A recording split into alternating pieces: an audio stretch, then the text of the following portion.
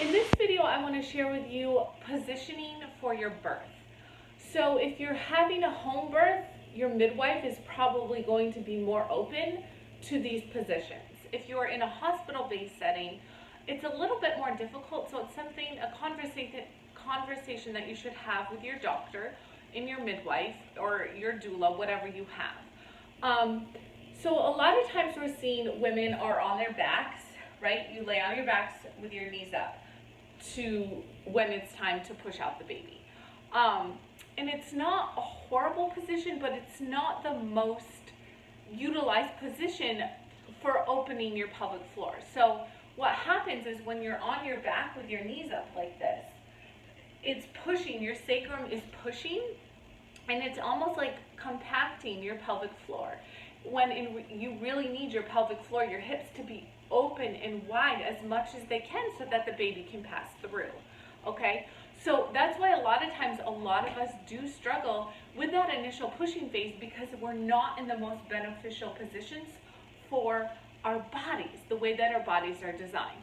So optimal pushing positions would be, a lot of you probably will like to labor on your hands and knees or like leaning on something. For me, hands down, that's what I do every time. It's the most comfortable, it's the most efficient for me. So but you can also deliver like that, just being on your hands and knees or leaning up on the bed, because it's open. Your sacrum is not being squished, your pelvic, nothing's being squished, and you're allowing gravity to help in the expel of your baby, right? The birth of your baby. So this is a great position, hands and knees, or like this. Squatting sometimes. I know there's like different, there is an equipment, I can't remember the name, but like where you can kind of sit, but it's like open. But squatting is also, or something like this, or you could be leaning on the bed. Again, that's nice opening for your pelvis and your pelvic floor, and it's easier to breathe to expel the baby. You can also do, of course, if you're having an epidural, you probably won't be able to do that. But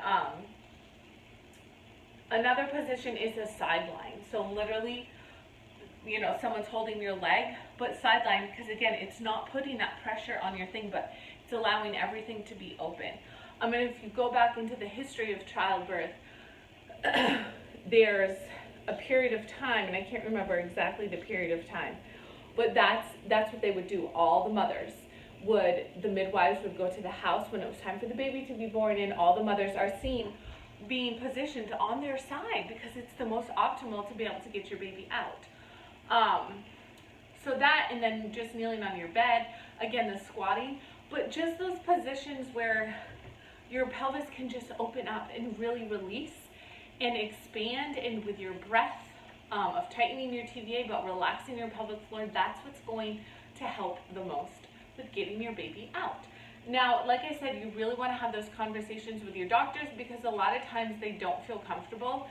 For them, it's easier for them when you're on your back, but you are in charge of your birth. So it's very important to just have these open conversations with your doctor and tell them that you would feel more comfortable trying these positions.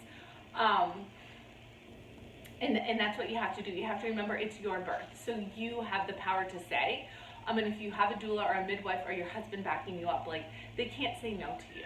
So just remember that, okay? You are in charge of how you want to birth your baby, okay? It's your body, it's your birth.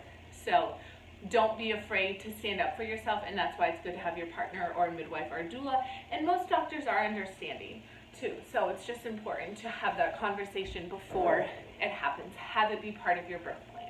All right, I hope that was helpful for you. Peace.